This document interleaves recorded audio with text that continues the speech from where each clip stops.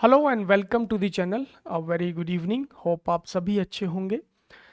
आज का हमारा जो विषय रहेगा that is Adolf Wagner hypothesis. And Adolf Wagner hypothesis जो है ये पब्लिक फाइनेंसेस या कहीं पब्लिक इकोनॉमिक्स का एक बहुत ही इम्पॉर्टेंट टॉपिक है। तो आज हम इसको अच्छे से विस्तार से स्टडी करेंगे कि एक्चुअल में एडोल्फ वैगनर जो हाइपोथेसिस है या कहीं वैगनर लॉ ये क्या है, कैसे काम करता है और इसके पीछे की जो स्थिति है ये क्यों अस्तित्व में आया, पीछे के रीजंस जो हैं, बैकग्राउंड स्टोरी पर थोड़ा सा नज़र डालेंगे। एंड देन फिर इसका एक फिगर है, ज़्यादा इसमें कुछ मैथमेटिकल इसका पार्ट नहीं है, तो एक छोटा फिगर है उस पर हम बात करेंगे। तो एडोल्फ वैगनर, जैसा आप जानते हैं कि एडोल्फ वैगनर जो है एक इकोनॉमिस्ट हैं, जो कि जर्मन इकोनॉमिस्ट हैं। और उन्होंने क्या किया कि उन्होंने जर्मनी के पब्लिक एक्सपेंडिचर को थोरोली स्टडी किया। और ये जो उनका काम है ये बेसिकली उसी घटना पर, उसी स्टडी पर बेस्ड है। करेक्ट। तो उन्होंने बाद में जो है ये जो हाइपोथेसिस है ये कई बाद के इकोनॉमिस्ट ने भी इसको, बाद के कुछ साइंटिस्ट ने भी इसको स्टडी किया और उन्होंने भी पाया कि जो वैगनर का जो लॉ है या एडोल्फ वैगनर का जो ये हाइपोथेसिस है ये सही सिद्ध होता है। ठीक है, क्योंकि ये रिसर्च का एक पार्ट था, इसीलिए इसको यहाँ पर आप देख रहे हैं जो रिसर्च मेथडोलॉजी का हमारा वर्ड है, वोकैबुलरी है, हाइपोथेसिस। तो ये हाइपोथेसिस वही है कि कुछ परिकल्पना करी जा रही है और फिर उसको बाद में पाया जा रहा है कि ये सही है। ठीक है, जैसे हम रिसर्च आर्टिकल्स या रिसर्च पेपर्स या फिर जो हमारे थीसिस वगैरह होते हैं वहाँ से ये आपने देखा होगा, ठीक है, सुना होगा। तो ये वो चीज़ है। नाउ क्या है ये एडोल्फ वैगनर का हाइपोथेसिस? देखिए, जो एडोल्फ वैगनर है उन्होंने जर्मनी में, जब हमारा एक बहुत ही इम्पॉर्टेंट पीरियड है, जो लोग उत्सुक हैं, जो लोग इकोनॉमिक्स में अच्छा गहराई से जानना चाहते हैं, तो 1871 से लेकर के 1890 तक एक जर्मनी में एक पीरियड है जिसको सोशल रिफॉर्म्स के नाम से जाना जाता है, जिस समय पर इसको बिस्मार्क रिफॉर्म के नाम से जाना जाता है बेसिकली। तो बिस्मार्क रिफॉर्म क्या है, मैं यहां लिख देता हूं, बिस्मार्क रिफॉर्म्स। तो बिस्मार्क रिफॉर्म्स क्या है? जो बिस्मार्क जो है ये वहाँ के एक चांसलर हुए 1871 से लेकर के, और 1890 तक उन्होंने एक ऐसे सोशल रिफॉर्म्स को इनिशिएट किया जो कि जो रैपिड जो इंडस्ट्रियलाइजेशन हो रहा था उस समय पर। ठीक है, तो जब वहाँ पे इंडस्ट्रियलाइजेशन बढ़ रहा था, कैपिटलिज्म जो है अस्तित्व में आ रहा था, तो उस समय पर जो जो वेलफेयर इकोनॉमिक्स थी, अर्थव्यवस्था के अंदर जो हमारे वेलफेयर होते हैं, जो वेलफेयर ड्यूटी होती है सरकार की, वो डिमिनिश हो रही थी। तो उन चीज़ों को उन्होंने मॉडर्न इकोनॉमी के साथ किस तरीके से रिफॉर्म्स को, वेलफेयर इकोनॉमिक्स को किस तरीके से सामंजस्य उनके बीच में बैठाया जाए, या कहें कि एक बैलेंस स्थापित किया जाए। ठीक है, वो ये पीरियड था 1871 से लेकर के 1890 तक। तो बिस्मार्क रिफॉर्म्स के नाम से ये आपको मिल जाएगा। आप अगर अलग से स्टडी करना चाहें तो आप कर सकते हैं, इसमें हम ज़्यादा जंप नहीं करेंगे, थोड़ा सा मैंने सरफेस पे आपको बता दिया, ये आप अलग से स्टडी कर लेंगे। नाउ होता क्या है कि फिर जो हमारे जो ये थ्योरिस्ट हैं, जो इकोनॉमिस्ट हैं एडोल्फ वैगनर, उन्होंने इस पीरियड को उन्होंने स्टडी किया, जो बिस्मार्क रिफॉर्म्स हैं, और उन्होंने पाया कि जैसे जैसे आप इकॉनमी के अंदर जैसे जैसे पैसा बढ़ता है, जैसे कि राष्ट्रीय आय बढ़ती है या कहें कि जीडीपी जब बढ़ती है, बूस्ट करती है, तो जिस परसेंटेज से हमारी जीडीपी बढ़ती है उसके कहीं ज़्यादा रफ्तार से, उसके कहीं ज़्यादा तेजी से हमारा जो पब्लिक एक्सपेंडिचर है, जो बजट है गवर्नमेंट के द्वारा, या कहें जो फिस्कल जो एक्सपेंडिचर है, वो बढ़ता है। तो इसलिए यहाँ पर इसको बोला गया है law of the increase of state activities. मतलब ये एवर इंक्रीजिंग एक्टिविटी है ऑफ स्टेट या बाय द स्टेट, कि जो कभी रुकती नहीं है, ये हमेशा बढ़ती जाती है।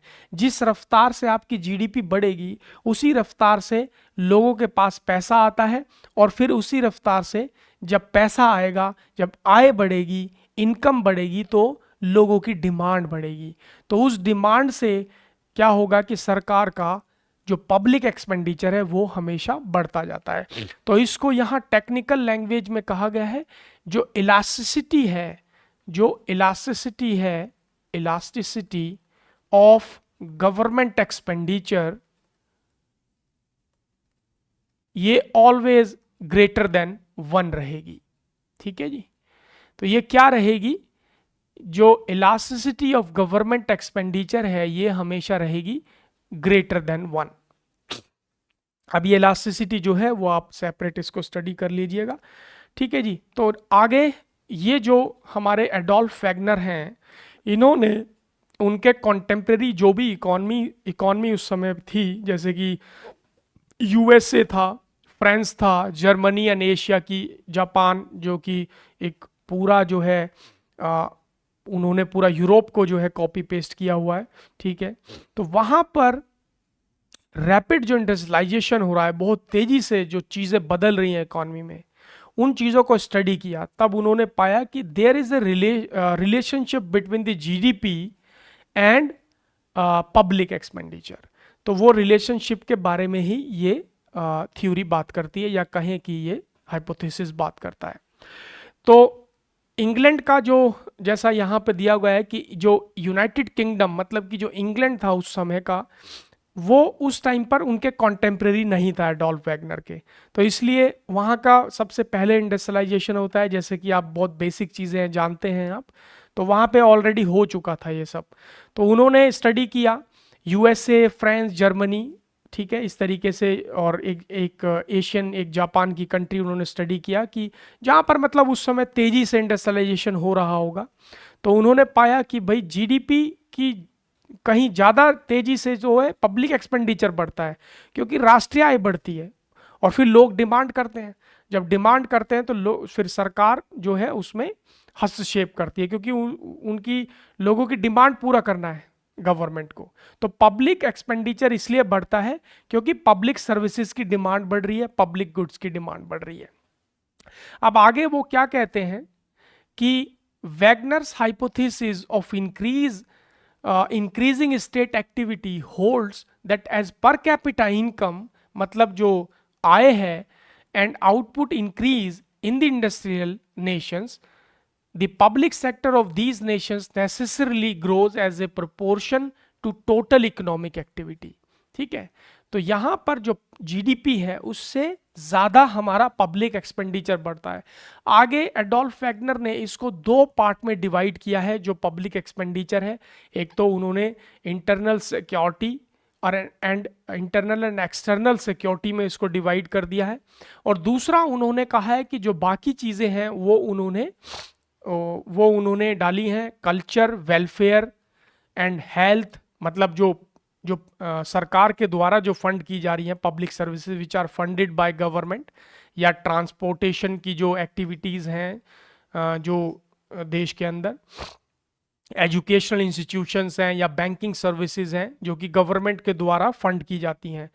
तो उन्होंने उन चीज़ों को 2 कैटेगरीज में डिवाइड कर दिया है। एक में तो आपका सिक्योरिटी पर्पसेस के लिए जो फंड जा रहा है, ठीक है, जो देश की आंतरिक और बाहरी जो सुरक्षा है, और जो एक बाकी चीज़ें बची, हेल्थ सर्विसेज हैं, एजुकेशनल इंस्टीट्यूशंस हैं, बैंकिंग सर्विसेज हैं, और विभिन्न तरीके की कल्चरल या फिर इंश्योरेंस सर्विसेज हैं, या फिर जो है वेलफेयर की कुछ सर्विसेज हैं, या पेंशन वगैरह होती हैं। तो ये सारी चीज़ें जो हैं वो दूसरी कैटेगरी में डाली गई हैं। ठीक है। तो इस तरीके से ये आपका एडोल्फ वैगनर हाइपोथेसिस काम करता है। Now you have an idea that Adolf Wagner hypothesis क्या चीज़ है और ये किन परिस्थितियों में इसको ये आया। तो एडोल्फ वैगनर जो है उन्होंने इन इकॉनमीज़ का, इन बढ़ती हुई कैपिटलिस्ट इकॉनमीज़ का उन्होंने अध्ययन किया, और वहाँ पे उन्होंने पाया कि यहाँ पर एक रिलेशनशिप है कि जब हमारा जीडीपी जैसे जैसे बढ़ता है उससे ज़्यादा हमारा पब्लिक एक्सपेंडिचर बढ़ता है।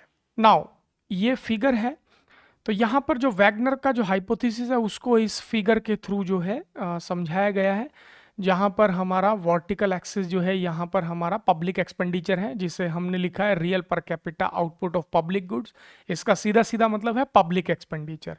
तो A2 जो है वो हमें पब्लिक एक्सपेंडिचर के बारे में बता रहा है, ठीक है जी। और ये हमारा पर कैपिटा इनकम है, ठीक है, पर कैपिटा इनकम है।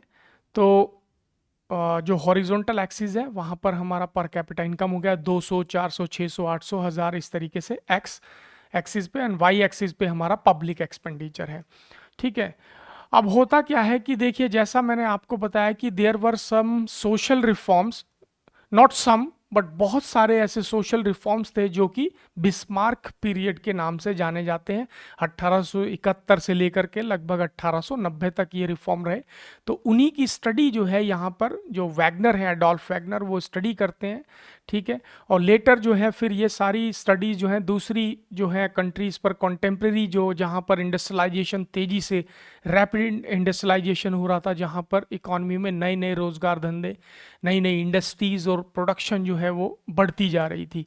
तो जब हम प्रोडक्शन बढ़ाएंगे तो वहाँ पर हमारा जो है आपको फैक्टर ऑफ प्रोडक्शन भी देना होगा, लेबर है, कैपिटल है। तो ये सारी चीज़ें जब आएंगी तो लेबर को आप सैलरी भी आप देंगे, ठीक है। और फिर उसका आपका उसका इनकम बढ़ेगा, और फिर जब वो इनकम जब मार्केट में जाएगी तो उससे डिमांड पैदा होगी, ठीक है। तो यहाँ पर ये जो है सिंपल एक जो है बहुत घटना है, सिंपल फिनोमिनन है कि जब आपका इनकम बढ़ेगा, जब आपका जीडीपी बढ़ेगा, सॉरी, तो जीडीपी बढ़ने से जब इकोनॉमिक ग्रोथ होगा, राष्ट्रीय इनकम बढ़ेगी, तो उससे क्या होगा, पर कैपिटा इनकम बढ़ेगा, और फिर वहाँ पर पब्लिक एक्सपेंडिचर, मतलब कि जो पब्लिक गुड्स एंड सर्विसेज है उनकी डिमांड होगी।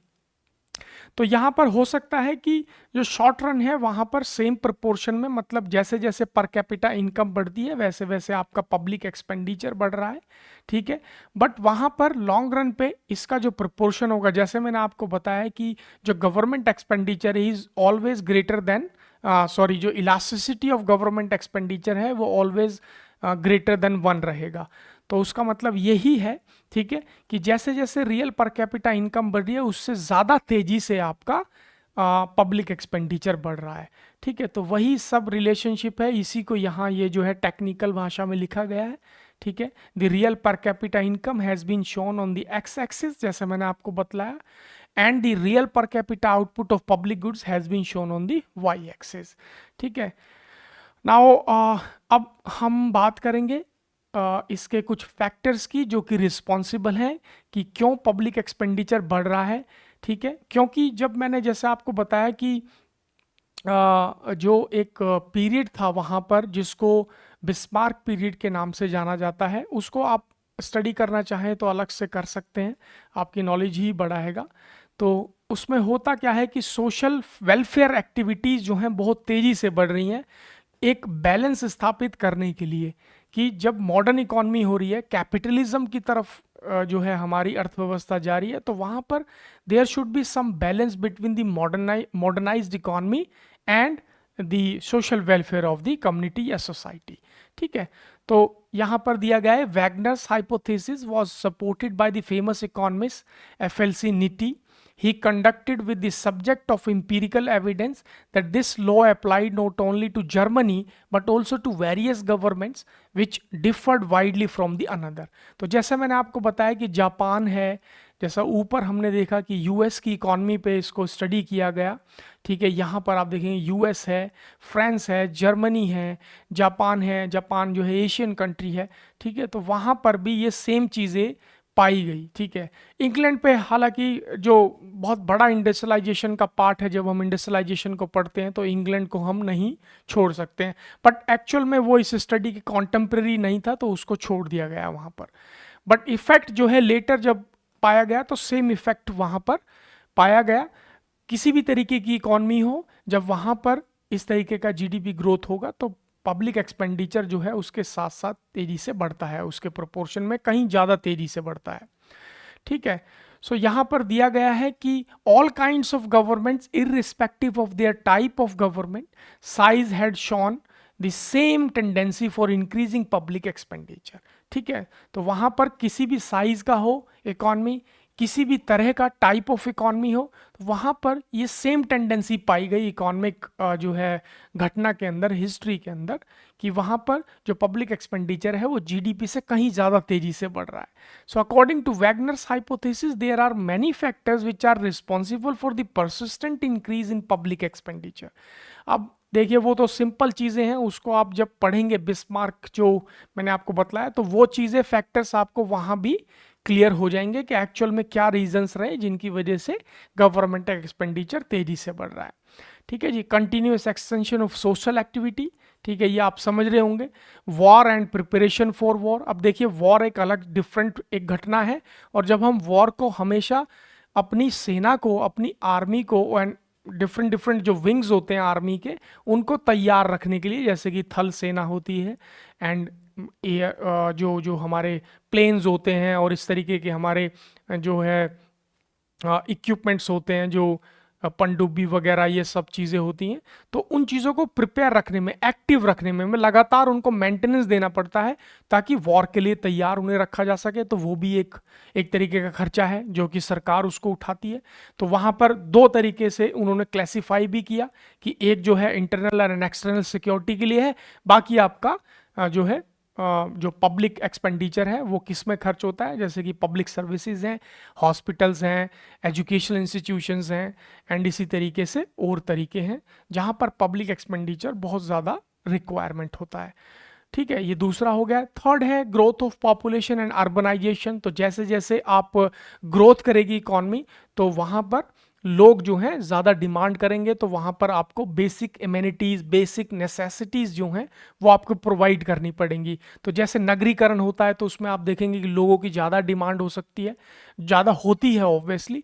और जब आप कहीं दूर रिमोट एरियाज़ या फिर गांव में जाएंगे, तो वहाँ पर गांव देहात में ज़्यादा रिक्वायरमेंट नहीं होती है आदमी की, ठीक है, इंसान की। तो वहाँ पर क्या होता है, जैसे जैसे अर्बनाइजेशन होता है तो लोगों की डिमांड बढ़ती है, तो लोग जो हैं उसी को प्रायोरिटी देते हैं, उसी पॉलिटिकल पार्टी को या उसी पॉलिटिशियन को जो उनकी डिमांड्स को फुलफिल कर सके। ठीक है, तो ये चीज़ें हैं, ये आप समझ सकते हैं, बिल्कुल सिंपल से फिनोमिनन है, बहुत ही साधारण घटना है। Now the fourth is world depression. The great world depression of 1929 to 33 is another major factor responsible for the extension of public expenditure. ठीक है, हालांकि जो है ऑल दो यहाँ पर जो ग्रेट डिप्रेशन जो 1930s का आपने ऑलरेडी पढ़ा होगा, सो वो भी एक वन ऑफ द फैक्टर्स है। So this depression demonstrated the need for government intervention. तो कीन्स को आपने इसमें पढ़ा होगा। कीन्स ने कहा है कि आप जो भी मतलब जो शॉर्ट रन में उन्होंने सोल्यूशंस दिए हैं, ठीक है, तो आप देखेंगे नहीं कि ये जो है टैप से आ रहा है या पानी कहाँ से आ रहा है, बट आप आग बुझाएंगे जब आग लग जाएगी। तो उन्होंने ये सुझाव दिया कि गवर्नमेंट का जो रोल है, जो स्टेट है, that is very very the strongest point factor is government. State का जो इन्वॉल्वमेंट है वो बहुत ज़रूरी है, ठीक है, which is responsible for the growth of government activities in various fields. So the investment activities of modern governments constitute another factor for increase public expenditure. तो यहाँ पर ये भी चीज़ है, वर्ल्ड डिप्रेशन को भी इंक्लूड कर लिया। राइज इन प्राइजेज, ठीक है, the skyrocketing rise in prices has equally contributed to the rise in public expenditure since independence. The rise in prices had two effects. One, the government has to pay a higher price for all goods and services which has to buy. अब ये international trade and finances की यहाँ पर बात हो रही है, ठीक है। तो वहाँ पर जब जो चीज़ आप इंपोर्ट कर रहे हैं, मान लीजिए जैसे एक ज़माना था तो इंडिया में जो है गेहूं यहाँ पर लाया जाता था, तो जो भी इंटरनेशनल मार्केट में उसके लिए पे किया जाता होगा उस समय पर, वो भी एक जो है कॉम्पिटिटिव मार्केट का एक प्राइस होगा, ठीक है। तो ये सारी चीज़ें हैं, बाकी इसमें कोई बड़ी चीज़ नहीं है समझने के लिए। तो जो चीज़ मतलब असेंशियल चीज़ें हैं, मेरा कहने का मतलब, तो उनके लिए आपको पे करना ही होता है, ठीक है। अब चाहे इंटरनेशनल मार्केट में उसका कीमत कुछ भी हो, इंपोर्ट करना है, असेंशियल गुड्स हैं, तो उनको आप पे करेंगे, ठीक है। Now to it has to find larger financial resources to meet its growing expenditure. In this way, the increased government expenditure is itself one of the contributory factors responsible for the secular rise in prices. ठीक है, तो एक बढ़ता हुआ जो है secular rise, मतलब बढ़ता हुआ जो है यहाँ पर प्राइस का जो है उसका कारण बनता है पब्लिक एक्सपेंडिचर, क्योंकि सरकार ही उन चीज़ों को फाइनेंस करती है। ठीक है, तो now the sixth point is that democratic institutions, the democratic institution is not the direct factor responsible for pushing public expenditure ahead। तो मतलब पॉलिटिकल जो डेमोक्रेटिक इंस्टीट्यूशन है, ठीक है, वो डायरेक्टली मतलब रिस्पॉन्सिबल नहीं है, बट इनडायरेक्टली है, थोड़ा कान घुमा करके, but it has an indirect influence on it. A modern democratic state has to maintain the ceremonial head of the state, and it incurs expenditure on legislature at the central, state and even local levels. Above all, they have to maintain diplomatic and consular relations with the rest of the world। तो international जो हमारे relations हैं, जो foreign policies हैं, वहाँ पर इन सब चीज़ों को मेंटेन रखने में एक बड़ा बजट जो है गवर्नमेंट का लगता है। ठीक है, तो ये एक्चुअल में एक फिस्कल एक्सपेंशन होता है जो कि लगातार बढ़ता जाता है। ठीक है, और गवर्नमेंट के ऊपर इसका एक बर्डन होता है। तो उन्हें प्रायोरिटाइज मतलब एक तरीके से उन्हें क्लासिफाई करना पड़ता है कि कहाँ पर वो ज़्यादा इस बार बजट को शिफ्ट करेंगे, ज़्यादा जो है प्रायोरिटी किन किन चीज़ों को देंगे, तो उसके हिसाब से बजट को मॉडिफाई किया जाता है। Now the seventh is the role of economic planning. अब इकोनॉमिक प्लानिंग है in almost all countries the state government adopted the planning in any form of accelerate the pace of the economic growth. So this has substantially increase the expenditure. तो जैसा मैंने आपको बताया कि जैसे जैसे आप उसको शिफ्ट करेंगे, तोड़कर बजट मतलब जिन चीज़ों पे प्रायोरिटी ज़्यादा देनी है वहाँ पर ले जाएंगे, तो हो सकता है कि उन चीज़ों की ज़्यादा ज़रूरत हो, तो वहाँ पे आपको बजट शिफ्ट करना पड़ेगा। जब आप शिफ्ट करेंगे तो हो सकता है कि गवर्नमेंट को उसके लिए ज़्यादा फाइनेंस करना पड़े पिछले साल से। ठीक है, now the modern complexities of life, the eighth है the fast growing complexities of modern life compel the government to take in hand quantitative and qualitative functions for the betterment of the common lots.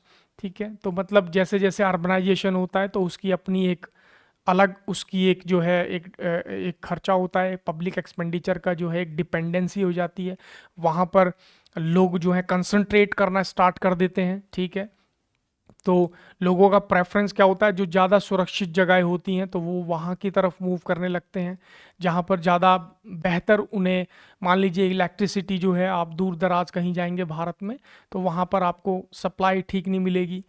ठीक है, और बाकी कुछ और problem हो सकते हैं, इंटरनेट की कनेक्टिविटी ना मिले, तो इसलिए लोग जो है नगरों में शहरों में आकर के बसने लग जाते हैं, तो वहाँ पर उन चीज़ों की डिमांड फिर बढ़ने लगती है, तो उसके लिए फाइनेंस करना पड़ता है लास्ट में गवर्नमेंट को। ठीक है, रोड्स हैं और बहुत सारी चीज़ें, तो ये वही चीज़ है, number of reasons can be enumerated for the increase in state activities. तो ये सारे रोड्स हैं, बेसिक एमिनिटीज़ हैं, जिन चीज़ों की मैंने बात की जो अर्बनाइजेशन का पार्ट होती हैं बेसिकली। तो मुझे ऐसा लगता है कि मैंने इसमें अपनी तरफ से कोई कमी नहीं छोड़ी है। ठीक है, तो फिर भी अगर आपको कोई डाउट एंड कोई क्वेश्चन हो तो कमेंट बॉक्स में आप डाल सकते हैं, मैं कोशिश करूँगा जवाब देने की। ठीक है, so thanks for watching the video, thank you so much.